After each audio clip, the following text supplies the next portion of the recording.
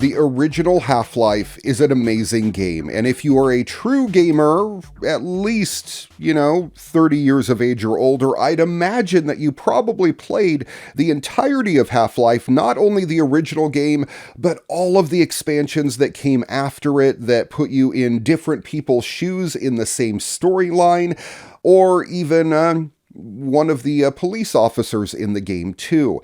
Boy, there was a plethora of mods back in the day that are still available to play for the original Half-Life. There is one that I have never heard of, though. It's brand new, and it's a concept that literally flips Half-Life on its head. It is the entirety of the game, but in reverse. Seriously, it's the story about Gordon Freeman trying to escape Black Mesa by fighting from the Lambda Complex back to the safety of the team. Tweaked, rebuilt, and reimagined, this is Half-Life, but backwards.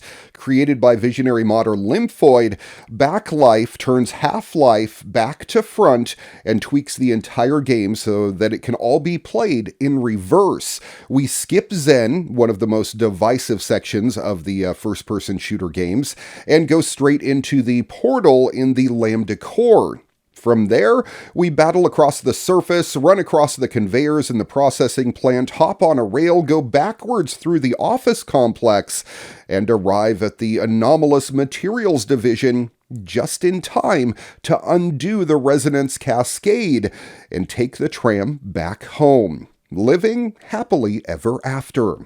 Of course, it wouldn't quite work without some significant changes. Lymphoid is transformed and rebalanced Half-Life so that the entire game functions perfectly in reverse.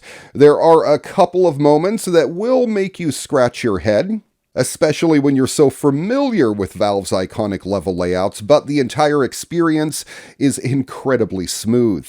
I especially like how Lymphoid has changed the mission names to reflect their changes, with the Resonance Cascade undone and everyone just walking calmly around the labs. Anomalous Materials becomes Standard Analysis. You can watch Lymphoid play all of Backlife on YouTube. So 25 years on, there are still new ways to enjoy Valve's classic. You can try Backlife right now, and that's not all. Ahead of Half-Life's silver anniversary, the original version of the game has been mysteriously updated on Steam. Perhaps something special is in the works. We've been waiting for it, and we're still waiting for it. But after an early report that the first look of Grand Theft Auto 6 will debut in December, developer Rockstar Games has officially confirmed the news. Sam Houser posted a new message on the Rockstar website verifying that the trailer for the next Grand Theft Auto will drop in early December, a date that coincides with the 25th anniversary of the series. Next month marks the 25th anniversary of Rockstar Games, Houser wrote. We are very excited to let you know that in early December we will release the first trailer for the next Grand Theft Auto. You notice how he's not calling it Grand Theft Auto 6 yet? We look forward to many more years of sharing these experiences with all of you, he wrote. Curiously, this date lines up with the 2023 edition of the Game Awards event that will be held on December 7th. While host and organizer Jeff Keighley hasn't commented on if GTA 6 will be present at the award show, it wouldn't be unusual, as the Game Awards has regularly debuted trailers for big games, and was even in the event in which the first look at the Xbox Series X console was first shown off. The last entry in the GTA series, Grand Theft Auto 5, arrived back in 2013 now on the PS3 and Xbox 360. The game has had a consistent presence on the charts since then, thanks in part to the upgraded versions landing on the console generations, and of course GTA Online, which I must admit I play every single week. It is a huge hit and a live service addition to the game.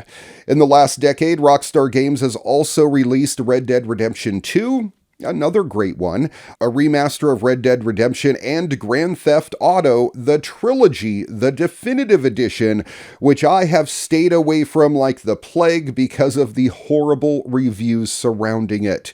I really hope they release a good version, a good updated version of San Andreas one day in the future, but apparently Grand Theft Auto, the trilogy, is not it.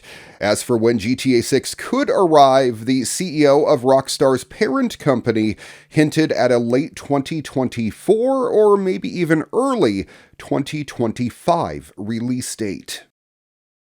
I'm not much of a toy geek myself. I'm much more of a sci-fi geek, and I've never really wanted a lot of the models and stuff that comes along with the genre. However, there's a brand new line of Stargate brick building sets coming to the European market. And today we have the first look at the impressive launch lineup.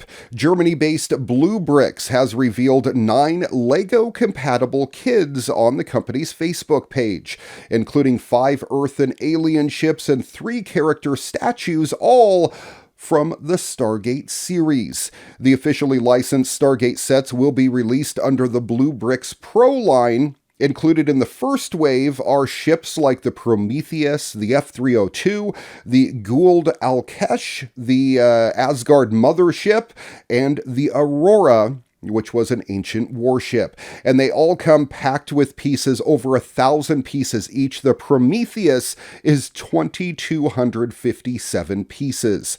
They also have statues coming out of Jack O'Neill, Apophis, Ronan Dex, and the Milky Way Chevron. These sets are recommended for ages 3 and up.